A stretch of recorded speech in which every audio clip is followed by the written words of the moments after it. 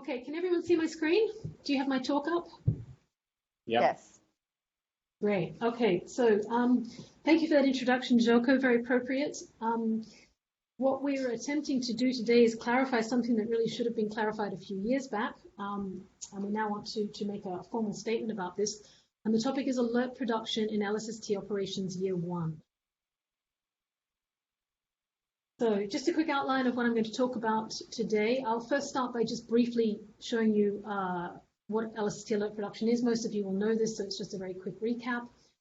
I will then discuss what the options for alert production in operations year 1 are. I will then present the proposed baseline that in the project we converged on quite recently, and then discuss any possible implications of changes to the commissioning schedule. Okay, so just briefly to start, this is the alert generation pipeline. It's a schematic. Most of you will know this. Alert generation is based on image differencing. Image differencing takes as input a template, and it takes an image. It does image differencing. It produces difference images and catalogs of difference image analysis sources. These then go through to source association, which produces more difference images, sources and objects, creates the difference image objects here. And then this information goes into the prompt products database, and it also gets used to package up the alerts, which get sent out to community brokers. And so the key point here is that alert generation is based on image differencing, and image differencing requires templates as input. And this just shows you a quick schematic of the distribution mechanism. The alerts here are generated from the information produced by the alert generation pipeline. They're put onto a message queue and sent out to both community brokers and to the LSST science platform, where the LSST community can access them and do science with them. So before I continue, I'll just highlight a few pieces of nomenclature. This slide is really here as a reference for most people, but I'll just very quickly go through it. The prompt processing is defined as the processing of the nightly stream of raw images, which includes difference image analysis and alert production and the solar system processing. And it's this processing that generates what we call the prompt data products. Alert production is one component of prompt processing that processes and calibrates images, performs the difference image analysis, and identifies the sources and the objects, the difference image analysis sources and objects, and it is this process that generates the alerts that get sent to the community brokers. Data release production, as I'm sure most of you know, is a reprocessing of all accumulated LSST images over a given period of time. This generates the data release data products, and these data products are what includes the template images that are used in the difference image analysis as part of alert production. A process visit image is a fully qualified LSST image from a single visit. It is stored with the background already subtracted. And a template image is a deep co-added single band image of the sky created so as to remove transient and moving objects from the final image. A template, as opposed to just a simple deep co-add, is used in difference image analysis, and the template needs to be deep enough such that the template noise only contribute a small amount of the noise to the final difference image. In addition, the contributing process visit images to the template are limited to a range of observing epochs that span a maximum of 1 year. So these are just some terms that we're going to use through this talk. Does anyone have any questions on that before I move on? This is also just for reference. I've put in here some links to supporting documentation. Many of you are probably familiar with these already. There's the Science Pipelines Design document, LDM 151, the Data Products Definition document, LDM 612, which outlines the plans and policies for LSST alert distribution, and 2 tech notes that the DM Science team have recently worked on, both led by Melissa Graham, have been the alerts key numbers and the options for alert production in year 1. DMTN 107, is the document we're going to focus on a lot in this talk today. This outlines several options for how to do alert production in operations year 1. And finally, just in grey here, there's a document that we're working on, LSE 459, alert production in LSST operations year 1. This document is in preparation and pending feedback from the Science Collaborations and the Science Advisory Committee on the baseline proposal that I'm going to present to you today. We recently had a meeting within the project and came to came to a proposal, and that's what we propose to write up in this document. Okay, so what's the problem with alert production? Sorry, yes. The document in pending, yes, Mm-hmm. in preparation pending feedback from the science collaborations. Do we have an organized structure to give you feedback? Are we not at this stage, no. Okay. This presentation is the first step. Okay. So we converged on a proposal. This is our first step in presenting that proposal to you, and that's something I think we can discuss at the end of this talk, in the question session, if you like. Okay.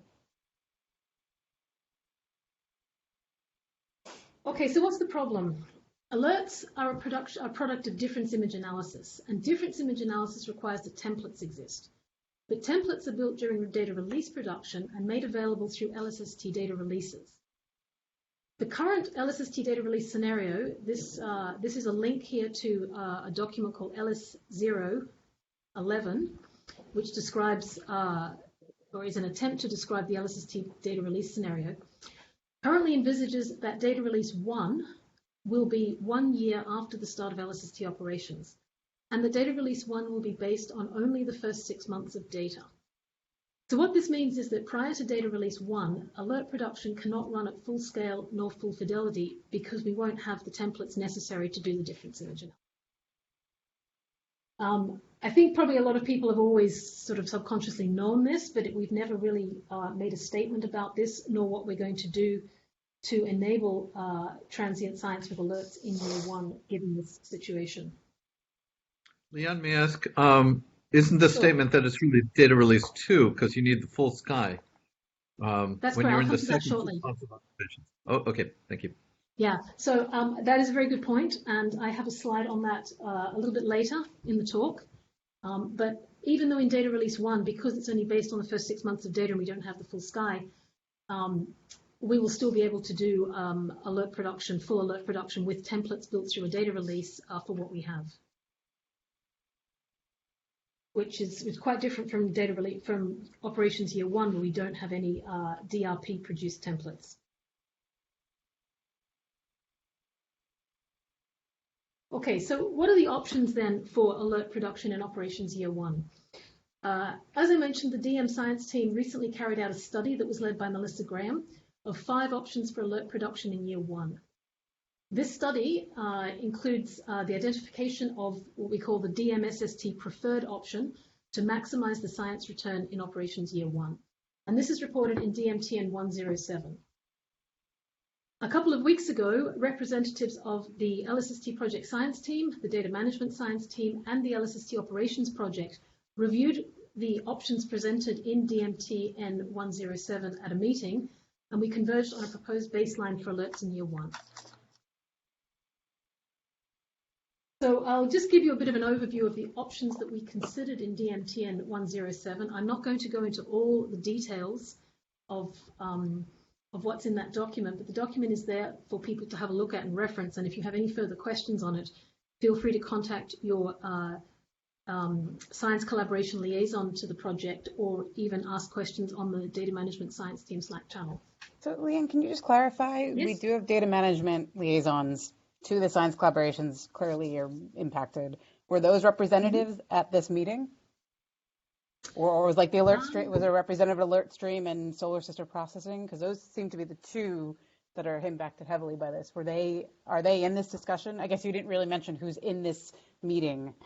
Can you clarify a bit? So the data management, so the liaisons to the science collaborations are all part of the data management science team.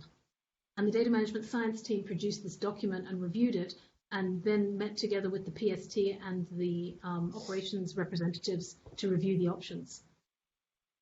So yes, the DM liaisons to the science committee, science collaborations were.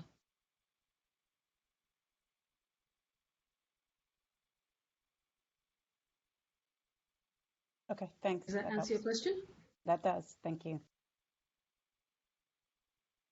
Okay, so the 5 options that we considered were, 1, do nothing, as in we don't have templates, therefore let's not do alert production in year 1, let's wait until we have a data release production catalog and do alert production. The next two were do catalogue differencing or image differencing. So that is take values in catalogues from precursor surveys and use those to difference against measured values from LSST images, or take just two successive images taken of the same field and do image differencing. Neither of those requires templates. They will produce alerts, but these were not the options that we were very keen on. The two other options that we looked at were to use commissioning data templates and to use data templates generated during LSST operations year one itself. Both of these obviously use templates, and both of them have to be built, one of them, the commissioning data templates, have to be built before operations year one, and the LOY1 data templates would be built during the first year of operations as we gather data. Both of these will give us some alerts in year one. These options were evaluated based on 5 criteria that's listed, whether there are any implications for the scope in terms of either software development, computational processing, or full-time equivalence, what the risks were to the observatory and the system. If any of these involve upscopes, there could be a risk to delivering the data products, and whether LSST meets its science goals or not. Do they violate any of the official LSST requirements? Consistency in terms of, is there any difference in the content or format of the alerts as compared to alerts that will be generated from operations year 2 and onwards? And science implications, will time domain science be maximized in year 1 by selecting any of these options? Any questions on that? Well, it seems that options 4 and 5 do not preclude each other, at least in No, they do principle. not. Yeah. No, they do not. In fact, the 2 that I've highlighted in green are the 2 that are part of the proposal that we're going to put forward to you. No, but So Michael, option 4 may levy certain constraints and/or requirements on the commissioning effort, right? Right. I mean, I guess the way it would be phrased is whatever data we can get during commissioning that might be useful, rather than here's a requirement on commissioning that we must have before we start the survey. Those are sort of 2 different ways to phrase it. Indeed, but I think the latter is worth a conversation.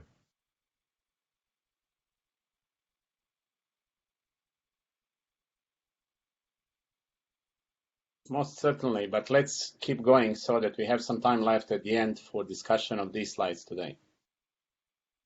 Okay, so I'm just going to go into detail now on the preferred options for alert production in year 1.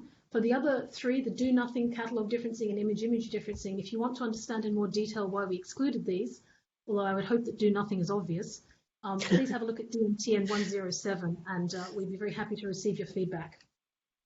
So the preferred options for LSST alert production in year 1 involve two options here. One is to use the commissioning data templates. So one is called commissioning data templates, and with this option we build templates wherever possible from commissioning data before the start of operations year 1, and we use those templates to generate alerts during year 1. And I state wherever possible because we're not going to have templates for the whole sky or the whole area, and as Chuck has pointed out, commissioning also has a schedule it has to meet.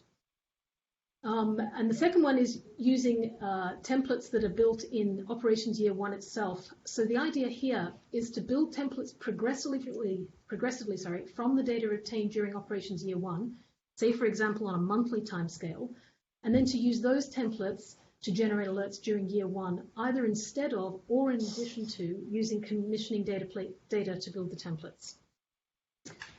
And so following the 5 criteria that were outlined on the previous slide, you can see that for both the commissioning data templates and the year 1 data templates, there is some upscope here. So commissioning data templates has a potentially minor expansion in scope. So for example, if we need to change anything in commissioning to build templates, this could involve an increase in scope. We don't see any risks or requirements violations with this. Consistency, we regard this as being somewhat consistent with the rest of the survey data. The reason we mark it as being not fully consistent is because templates built from images obtained over a short time window and the fact that alerts cannot contain a full 12-month history of matches to nearby objects will not be satisfied with these year one alerts. So there'll be some minor differences in what is in the alert packet. And in terms of enabling science, this will enable some science, but it certainly won't cover the full sky. If we add in the year one data templates, this I would describe this as a moderate upscope. And to clarify here, this means that we don't have any new algorithmic scope that's added here, but there are implications in terms of the production processes, personnel, and etc., which I will come to in a minute. We don't see any risks or requirement violations with year one data templates. Again, these are classed as somewhat consistent with alerts that you will get from the rest of the project for the same reasons as for the commissioning data templates. Obviously, any alerts built during operations year one will not contain the 12-month history or matches to nearby data release objects because we won't have a data release. And this option we describe as enabling more science as opposed to just enabling some science for the commissioning data templates. And this is because if we include operations year one data templates in the process, we're able to cover a larger area of the sky and hence produce a larger number of alerts. Leanne, I have a Yes. question. So am I to understand that in this, you're thinking that the templates would have the same depth? And so these new images that are collected during year one would not contribute to generate deeper templates, would just generate templates in areas of the sky where commissioning has not generated templates altogether? Or would they also be included in stacks to get better templates or deeper templates in areas that were covered by commissioning? I think we could envisage either of those options, in fact. Can I take a stab at that, Leanne? Sure, go ahead, Eric. So I would say that first priority would definitely be building new area so that we can get subtractions over any area. The challenge with rapidly cycling templates, rebuilding them on a short time scale is that you get transient contamination from new transients, and also all your baselines for variable stars change. This is already an issue every year at the data release, and so I think we want to see if we can strike the right balance between, getting useful depth from the templates that we build and, just sort of thrashing so much that the data products are challenging. So I don't think that it's a good question. I don't think there's a right answer, but I don't foresee us rebuilding many times in a specific area. Mm-hmm. Yeah, for what it's worth, I think that, although there are obviously advantages in getting better and better template, that does complicate systematics. And so the bookkeeping would have to be incredibly good to enable studies of rates and things like that.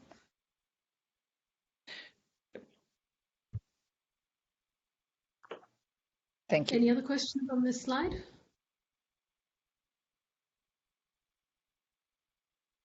I'll move on. Okay, so a little bit more detail about these two options that we're proposing. Commissioning data templates. So there are three points here. During the final science verification phase, templates will be made for 1600 square degrees as part of mini survey 1, and this will cover something like 10% of the wide, fast, deep survey. So these templates can be used in LOY1 and would enable alerts to be produced across that area. And this in itself constitutes no expansion of scope for the project. In addition to that, we can say, well, why just use the templates from the commissioning science verification? Why not use all the templates built from commissioning data? This could potentially add an extra 300 square degrees from the Science Validation Survey 2 and 100 square degrees from the 20-year depth test. Plus, we could also add into this any or all images obtained from the rest of commissioning.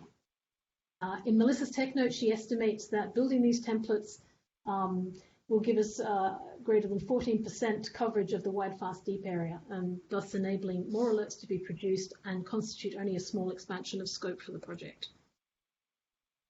And thirdly, a proposal, and this is an additional proposal that would go into commissioning, is that we can prioritize building single filter templates during commissioning. So One possibility listed here is to dedicate 4 good quality non-consecutive nights to obtaining approximately 3 visits per field in a single filter over a contiguous area. And this could give us up to 50% coverage of the wide, fast, deep in any single filter. In addition to, or rather in place of, we could design what we're calling a template building observing program that the commissioning team can run whenever their activities are agnostic to filter and pointing. And this could also likely achieve the goal that is outlined in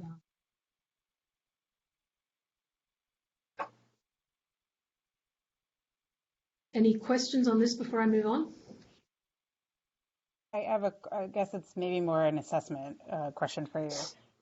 Given the way things are going, typically with commissioning, things will come up that are not expected. And so is it really realistic to even think about using any bit of commissioning? Because if something comes up that needs to be tested with the camera, there's going to be no, the contingency is going to be gone. So is it, is the way things are going, is it really expected you're going to have time to be able to do any really building of templates during commissioning? My guess would be that would be the first thing I would cut if I was having, if I had to eat into contingency and to get LSST on time for operations. So, how likely is it that there will be time for templates if we look at the current LSST schedule and how on time the dome is right now? Right. So, Hey, Leanne, can I chime in on that one? Go ahead, Chuck. Yeah, so on that score, I think your assessment is correct that there will be continued pressure on the commissioning effort. But that said, what we've presented over the years is a highly structured commissioning plan. But in reality, what's going to happen, right, is that there will be times when things are working well, and we can, if there is some priority to producing templates, we can say, the commissioning team can say, okay, things are working well enough, stop tinkering with things, and let's take a block of data that would then be useful for producing the templates that would enable at least a limited amount of alerts in the first year. I'm still holding fast to having dedicated on-sky observing time, even after the technical integration parts. Yes, the dome schedule is challenging at the moment, but I think we still have room to execute on a rather robust commissioning effort. So I'm not ready to give up yet, if that helps. Right. And yeah, hi, this is Peregrine.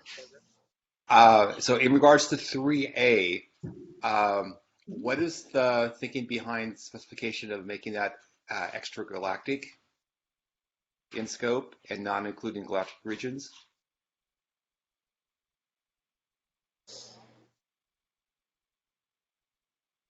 Melissa? We don't know yet. That optimization will come later. We don't have enough information right now about details of the commissioning process, how long it will last, what will be priorities. We will definitely consult with collaborations to see what is the optimal placement on the sky. But at this point in time, it would be futile exercise because we don't have enough input. Perhaps in a year and a half from now. But Go ahead. Joko, let me just address the earlier question. I just want to remind the science chairs here that keep in mind that if we think about doing templates for a single filter, one night's worth of observing, if we had things working well, one night's worth of observing is 800 visits. That's a lot of sky. And so I think the point here is in 3A is that, if we declared a point in time during commissioning that we had 4 good nights, then we said, okay, we're just going to acquire imagery to perform templates for a single filter. It's a lot of area coverage. So I remain optimistic that we will get something useful out of commissioning to enable first year alert production. Melissa, did you want to add something to this? Yes, I wanted to answer Peregrine's question directly. The reason why I proposed that this cover extragalactic fields instead of galactic is because I think a lot of transient science can be done from the direct images for stars and from the prompt catalogs, like from the prompt, from the direct images. So if you, it's the extragalactic fields where it's what? The prompt catalogs aren't released. Right, but you can still, like, users could still go to the images and there could still be sort of, you can use direct image information for stars to get light curves. It's for the extragalactic fields that you have to have templates so that you subtract the host galaxy in order to find things. So that's the science motivation for prioritizing templates in extragalactic fields. It wasn't really meant to exclude galactic fields at all. Just the difference is you can do transient science more easily from direct images for galactic fields. Am I making sense? I would like to follow that up, actually, Melissa. I understand your thinking, but in terms of when it comes to doing the difference imaging in the galactic plane, we're going to have a very different set of false positives from the extragalactic fields. And yes, our requirements on the difference image analysis pipeline are going to be different. So I would argue that there is a lot of value in generating those templates at least some of the time during commissioning so that we get some experience with dealing with that early as possible. I agree with that, Rick. Yeah. So I definitely wasn't proposing that the galactic fields be like ignored in terms of template building. So we'll make sure they go. Can I make a suggestion on this? This is very interesting, but it's sort of getting into how we would choose what fields we would observe if we are able to dedicate 1, 4, or possibly more nights to dedicated template building. And I think this is something that we can engage the science collaborations in at a later date when we are in commissioning our. That's fair. Fair enough. Yes, we can probably start a community discussion on this among ourselves even as early as now, and expect to get to link this to project requirements and project scoping at a later date. I'll put that as an action for myself. I think that would be a really good thing to do for the community to think about. If we are able to have template building campaigns during commissioning, what do you want us to observe? And in fact, I have a slide at the end of this talk specifically about this. We could perhaps talk a bit more about it there. One thing I'll just add to this is that we're talking about having dedicated template building campaigns here, but one of the proposals here is that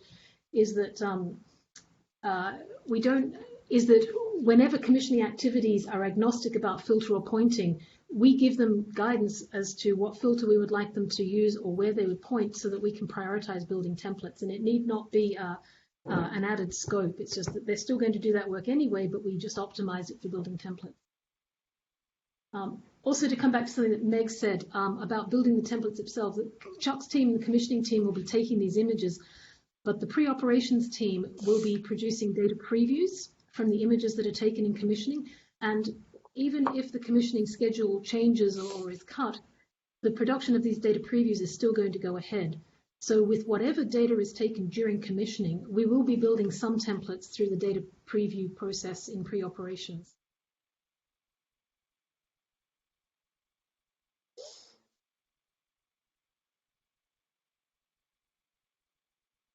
Okay, so I'll move on now to the next option of the two, which is to build incremental templates during operations year 1. There's agreement within the project that this is a good idea, but we need to do a technical study of the implications of running incremental template productions in parallel with data release 1 production for up to 6 months during the first year of operations. We note that there is no new algorithmic scope implied by this option. However, what we do need to do is consider the technical implications for I/O, processing, provenance of alerts, which will have a constantly changing baseline, say, for example, a monthly baseline, as well as issues of operational and staffing concerns. So yeah, so we like this idea, but we have to understand what the full implications are for this. Leanne, can I bring up what I will see happen if you don't do this? MOPS can't run without subtraction. And what will happen is if the community is not getting solar system objects, they're going to start writing their own moving object pipelines.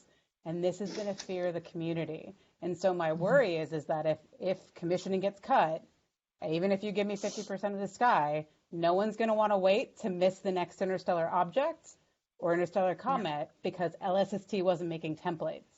And so my worry is you are setting up the community to now rush to write their own algorithms when MOPS is being developed and will do a much better job because it can't do its job because it doesn't have templates. And so if it's one more FT, if it's one more person that project or operations needs to get this going, I would find a way to get it. Because I think that competition with the community is going to be a huge problem because no one's going to wait for you guys to make templates. Sure, no, I understand that. That's a very good point, Meg. And I also think how do we justify to NSF and DOE that LSST missed the interstellar comet that ZTF found because you weren't making templates? And I don't know how to sell that to my community because they're the worry they've had. So how is the community going to do better than LSST without templates? Are they going to produce their own templates? They're going to search it through a source extractor. So there have been people that before Mary Urge took over for solar system data products, there were people worried that you'd get into a pan-STAR situation where you were promised everything's going to work, pipeline's going to start generating objects, and then lo and behold, they got to commissioning and there were issues and the pipeline couldn't work because of the way everything was.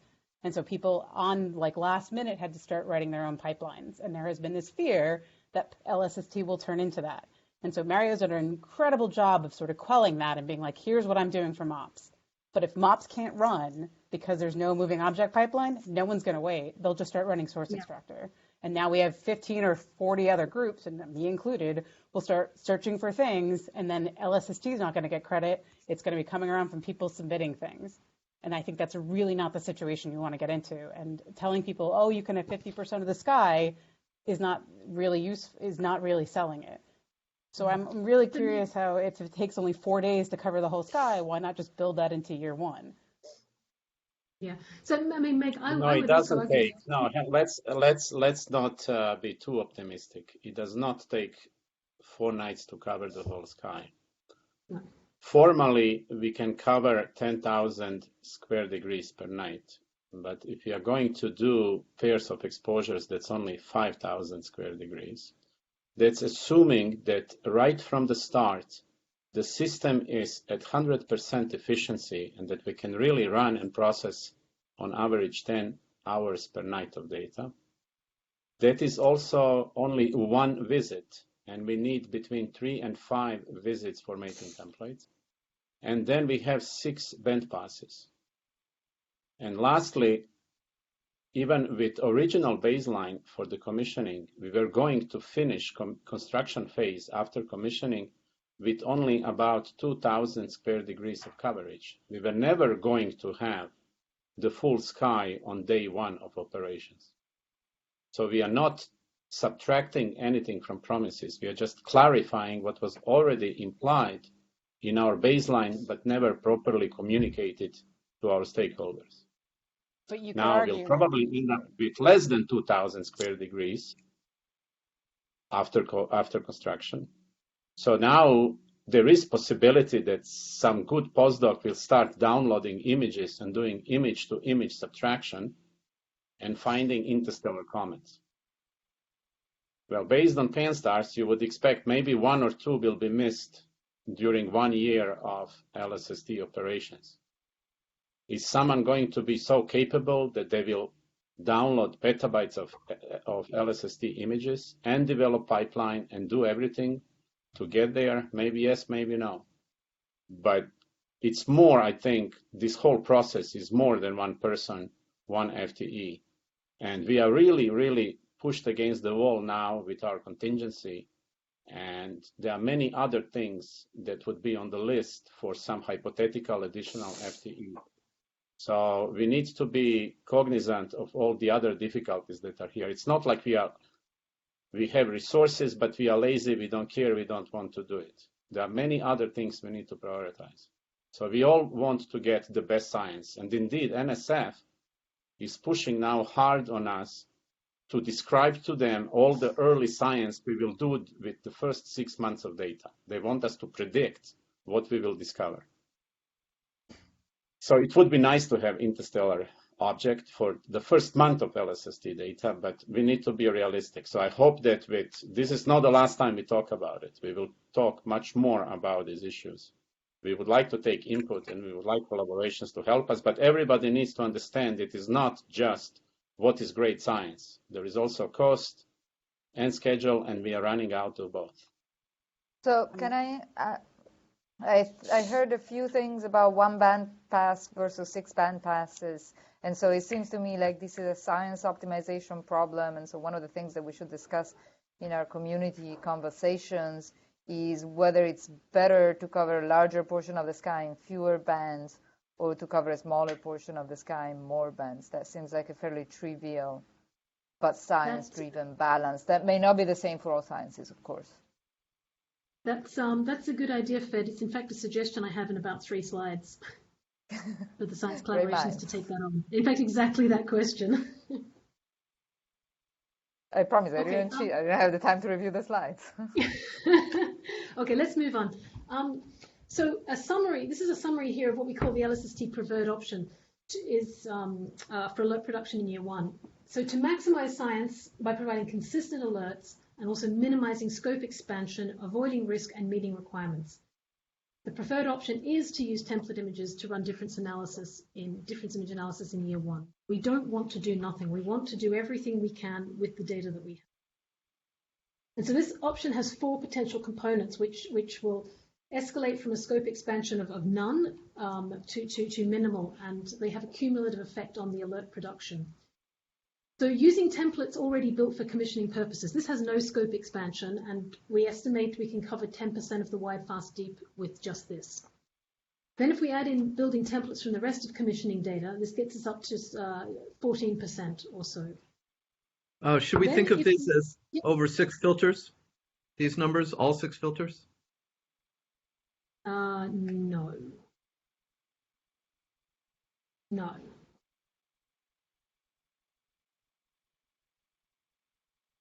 Okay, sorry to interrupt. Sorry, no, that's okay. No, this wouldn't cover all 6 filters. Then if we add in commissioning templates that have been optimized for single filter wide area coverage, we can get up to 50%. And this involves a moderate upscope during commissioning because we then have to start targeting the commissioning activities. And then if we continue to build templates for new areas during operations year 1 with this incremental template building program, this can get us up to 50 to 100%. And a point that's just noted here, and this comes back to the point Meg just made before, is that if commissioning is shortened, then building templates, incremental templates during operations year 1 becomes more essential for alert production in year 1.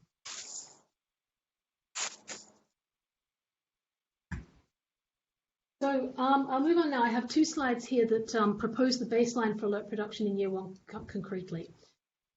The first point is that the nominal full volume, full fidelity alert production in accordance with the science requirements documents will only begin in operations year 2 following the release of templates in data release 1.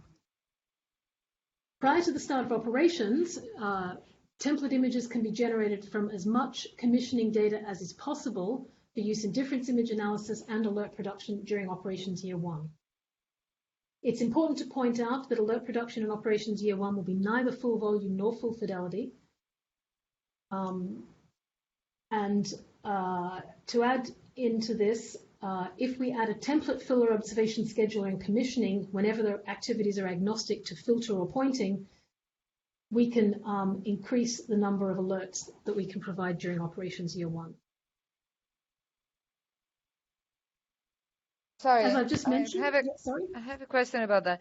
So a template filler observation, why wouldn't the images that are taken as science images not be themselves usable as template? Why would you need to add that to the scheduler?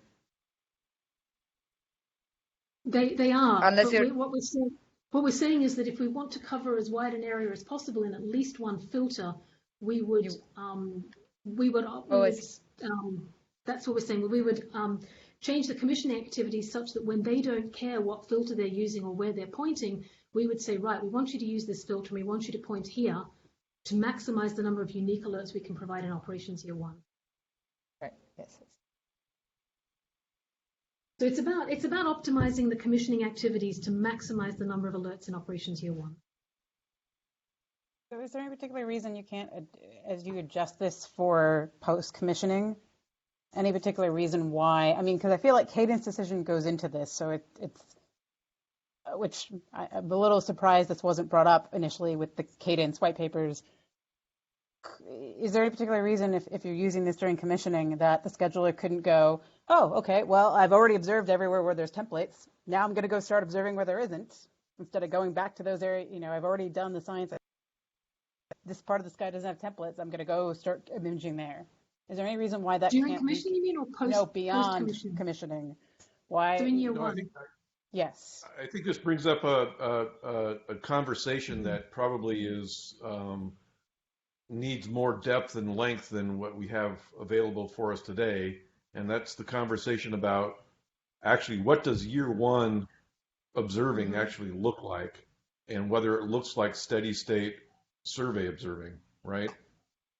In this context, right? Year one may not be the planned steady state scheduler driven survey that we want to have to enable some of these early science objectives.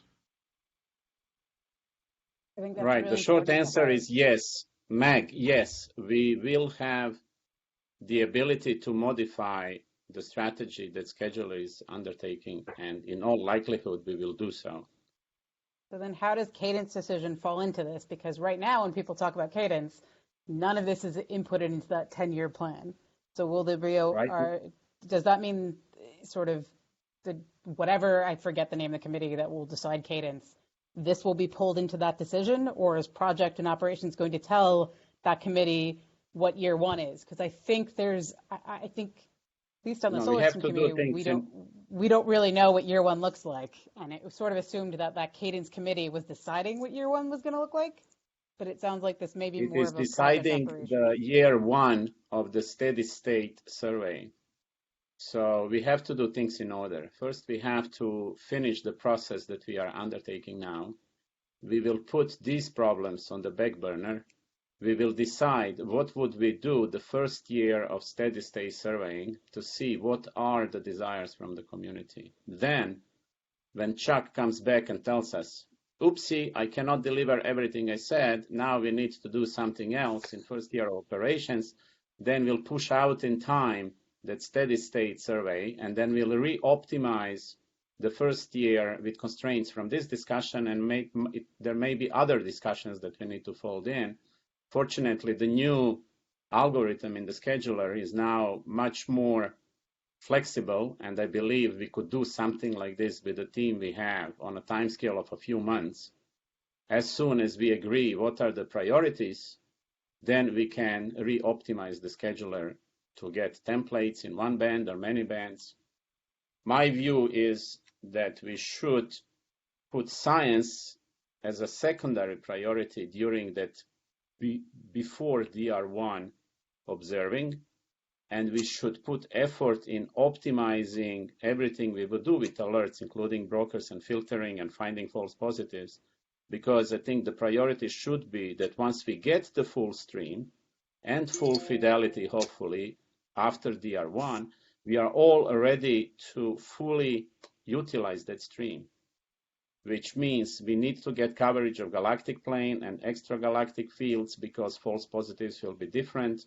I don't think we can just maximize one filter because systematics and false positives will depend on band pass, so we must have 6-band coverage. So it would be more important to fully characterize false positives rather than increase science outcome by factor of 2 by increasing area by factor of 2 in one band, and so on and so forth. We will have all these discussions with science collaborations that care about it, but we can't squeeze everything in today. But once we understand better what will happen during the last year of construction, we will have proper discussion and studies involving science collaborations. I think it's worth pointing out that there are other reasons for obtaining this kind of data during commissioning. It's not just alerts. This is deep data from LSST that can serve a lot of purposes in terms of the science validation and performance validation. It's another reason why we want to do it. Mm-hmm. Okay, shall we move on? We only got 10 minutes left. Okay, so the next point in the proposed baseline is that we will carry out a technical evaluation of the moderate upscope option to build incremental interim templates during operations year 1 as new data is required. And so this will increase dramatically, I think, our ability to provide alerts during operations year 1 and can also provide a ramp up to operations year 2 as we successfully cover more of the sky. This is something that I think will be important for community brokers to scale up to the full stream LSST alerts. And finally, I just add a note, and this is in fact what Michael mentioned early on, is that as DR1 is only based on 6 months of data, it will likely not have full fidelity templates covering the whole sky. It's therefore possible that we will still not fully meet our performance goals for alerts until data release 2's templates are available for use in alert production. I mean, possible is a weaker word. It sounds more probable that we won't be able to do so. Yes. And we should. I don't think that's anything to be ashamed of, but we should be direct about that. Yeah, that's a good point. Okay, I think we've discussed quite a few of these issues already. I have a slide here on the effect of possible changes to commissioning. So as we've already discussed, and Jelko's mentioned, so has Chuck, there's considerable pressure now on commissioning time due to progress with the dome and the telescope mount assembly. It is possible that commissioning time will be reduced, and this will have implications for commissioning data templates, i.e. the area of the sky that we can cover in templates during commissioning, and hence it will have an effect on the alerts that we deliver in operations. As I mentioned before, that all the commissioning data from LSST CAM will be processed and released as part of Data Preview 2 to the community, and the Data Preview timeline will not change. So alerts will still be emitted in operations year 1, just at a lower volume if we do have a considerable reduction in commissioning time. And again, just to note that as changes to commissioning are made, we will update the estimates for alert production in operations year 1 based on commissioning templates.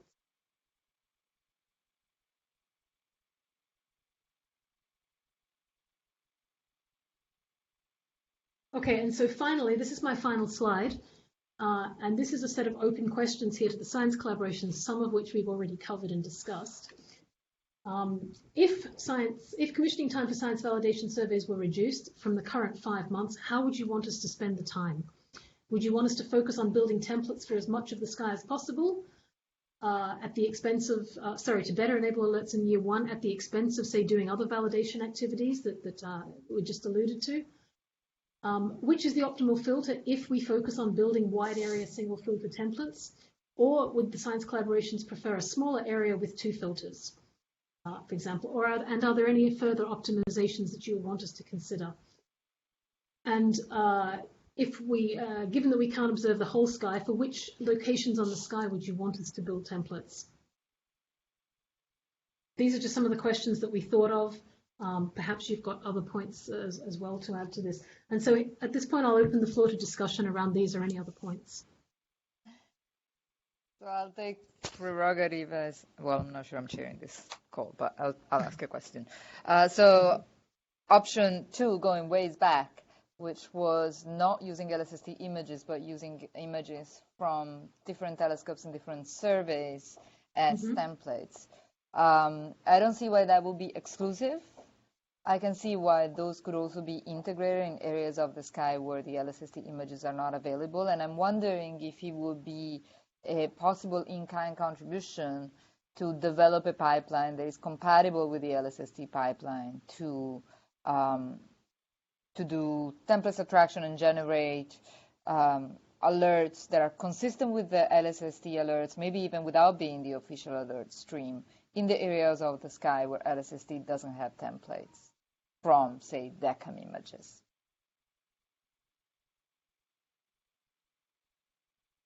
Eric can correct me, but I think technically that would be a can of worms if we want to subtract, for example, DECAM images from LSST images. One thing that could work is to do it at the catalog level. We have catalog from LSST for a given visit, and then, for example, for all point sources, we ask if they change brightness compared to what PanSTARRS or DECAM or HSC measured. But again, that would give you a little bit of science, but it would not help you at all with quantifying the behavior of false positives and other details that we need to figure out prior to DR1, so that after DR1, when we get the full stream from LSST, we are ready to use it efficiently. For example, one can devise many problems in your head that would prevent us to fully explore the alert stream after DR1, and that we lose half of the science, half of alerts because we are inefficient. We have to cut at brighter signal to noise because we have false positives and whatnot. And so if you lose half of your alerts during year 2, that's almost as much as all the alerts if you had them during year 1. So it's not about quantity, I think, prior to DR1. It's about quality. It's about understanding what we will be producing after DR1. I think that's what should be emphasis for time prior to DR1. We must be ready to fully utilize the big stream. And I understand that from the point of view of project, but if this uses resources that are not project, and for example, in-kind contributions, couldn't that be a compromise that would prevent what Meg was suggesting, which is that the community would do that anyways, and will make science discoveries that are disjoint from the LSST science discoveries? Whereas if this is included as an in-kind contribution, it's effectively a no cost for the project team. And I realize that that may be the bottleneck. That in fact, there might be a necessary involvement of the project team in a project like this. Right. Ideally, if someone could provide expertise and resources, couple of good postdocs, then ideally we would embed them into alert production team, and then they would work with these people on this additional upscope that is not funded by project resources, construction resources, but by external resources. I think that would be the best use of resources. Okay.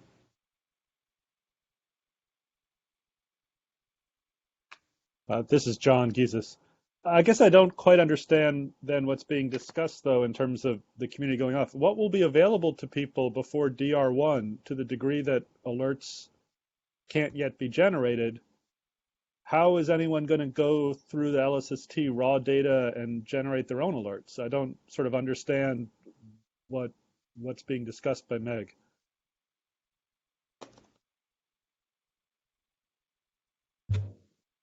So I mean, the release data products are the images and any alerts that exist, and so the science platform will be standing up, and users will be able to pull images either to their own computing or run on the science platform. But not obvious to me that there's a scale sufficient on LSST project resources to process everything, certainly not without a special agreement.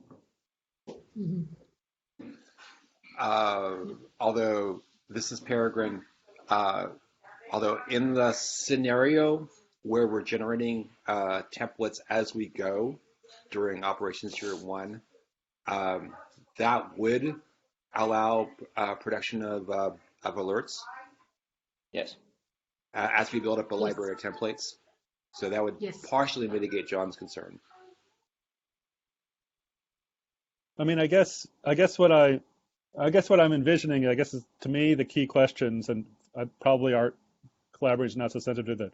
I mean, does the failure to be able to follow up, 10% of the supernovae in real time with other instruments, or asteroid discoveries and things like that, is is that compromising some of the major goals of LSST? I mean, or is it the fact that since you can go back in time and eventually you'll get all the transients and you'll have all the LSST photometry for them, is it just a matter of a delay? I mean, obviously some science misses, but do the really like key goals of the survey, are they going to suffer for that? And so I think for the Milky Way science, I think the answer is probably no. So that's just my guess. I have to run, so I will let you all think about that because it's someone else's problem. We all have to. I'll also have to drop off. I have another telecon. Leanne, thank you very much for putting the slides together. Thank you. I mean, I don't expect answers to all these questions today, but Fed alluded to earlier in the talk a process by which the science collaborations could give input on this. Yes, it already exists. I created the community page, and I can put the link here. Maybe Can I also make a suggestion to make a more formal request? Not most people I know don't really know about community, and anyone can post there.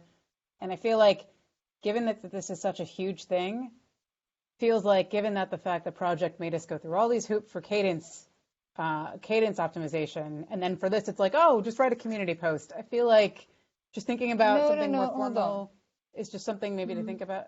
Just given. Hold on, the community board will be the beginning of the discussion between the science collaboration. I would expect that when time is ripe, as Leanne and Željko indicated, it will be early to receive that input from the science collaborations right now for the project, but that time will come soon, and so the community is an environment where we, the science collaboration, can have the discussion among ourselves of pros and cons for each science case, and be ready to answer with a more formal and official answer once the project is able to embrace this.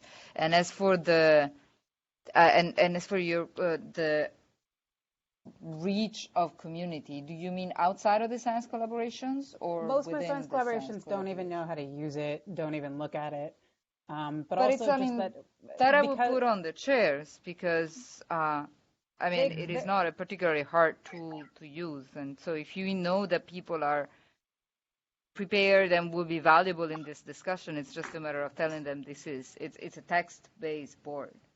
I agree with that, Fed, but the difference is it doesn't look official. It looks like a chat. And so if you're asking for formal feedback, and also I think it impacts other people's science cases, and so cadence decisions were not just science collaboration members, they were open to anybody. I would just suggest project considering, if you did that for that, given that this has implications, you may want to do something like that. That's even if it's asking for just a paragraph, that community looks more informal because anyone can chime in, right? But it's also not clear who's especially project and how that feedback gets used.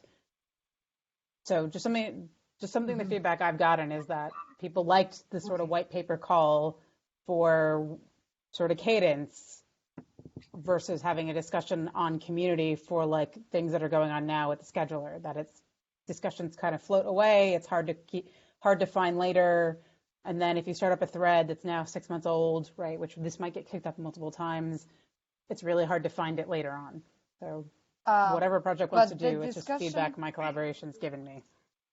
And as far as the discussion is about commissioning, though, my understanding is that it shouldn't be open to the world. It should be restricted to project and science collaborations. Am I correct? That's probably right, but it's probably worth... And SAC, of course. I think it would be worth some sort of statement, I guess, by the project of sort of where we stand and what the process going forward is. As Fed indicated, the community discussion would be the start of a process, and we're sort of trying to discuss how that whole process will go together and what the end state will be. Community will not be the final piece of that. Right, and it is fair to say... I'm sorry, Fed. Go ahead. This is Chuck. So regarding feedback as it relates to commissioning, right, we've had several admittedly failed attempts to get community feedback, and I think it was just premature. And so my question is within the science collaborations and ourselves, are we ready? Are the science collaborations ready to provide that feedback now? And what's the right timing? I think that the mechanism that we used for the Cadence white paper is probably not a bad one to try, but I'm asking the question is that if we're going to start this process, I don't want it to fail again. That's all. Right. So I think for commissioning specifically, right? Yep.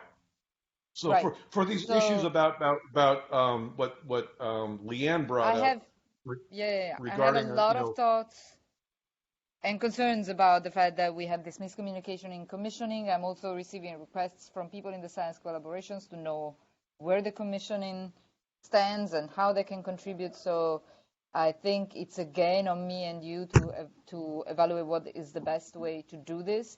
But we need to organize, I think the liaisons for commissioning inside of the science collaboration are the right way to do it. But we need to organize them on a regular basis with conference calls and questions and answers that go in both directions from project and science collaborations and vice versa. And it's on my to-do list to reach out to you exactly about this week. So I can scratch it from my to-do list. I would recommend that we organize a conference call on a short time scale between the liaisons and the commissioning. Okay, that sounds good, Fed. And as you know, I'm more than happy to communicate with you and the rest of the chairs on anything related to commissioning. Yep. So I have a question related to today's slides. Can we share these with our working group leads or with our entire science collaborations?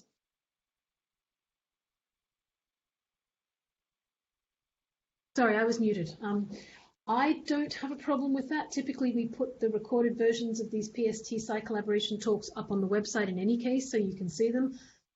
There's nothing in here except for the proposed baseline, which is slides 14 and 15. But these are only proposals that are up for discussion, and I don't think there's anything controversial in those.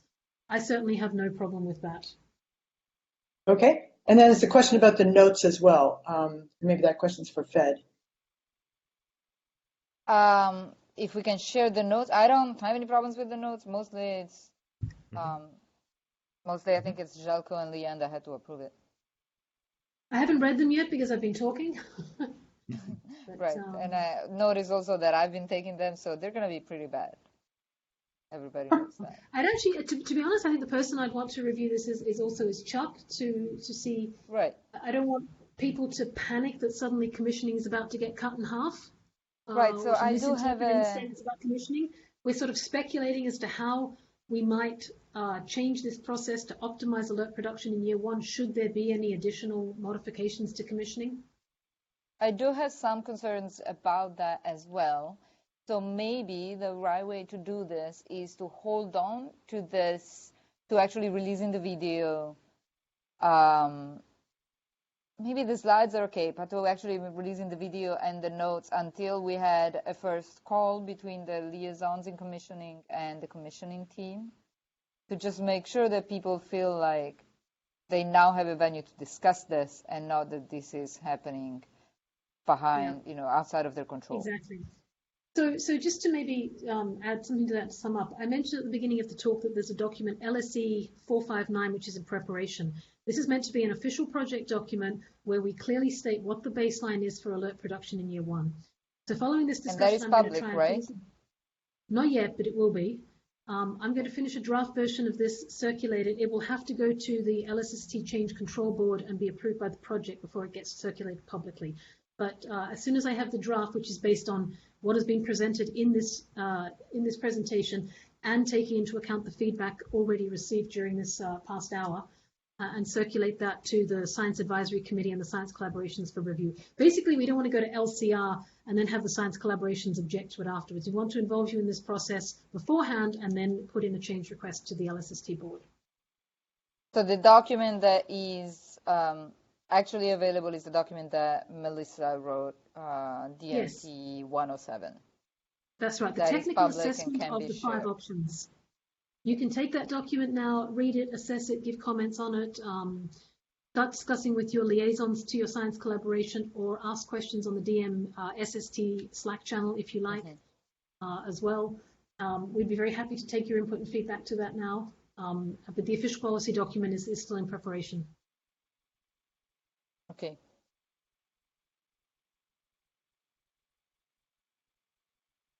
Okay. Does anyone have anything else? It's now 7:10. I do have to run. Thank you, everybody, for joining the call. Okay. Thank you. Thank you, everybody.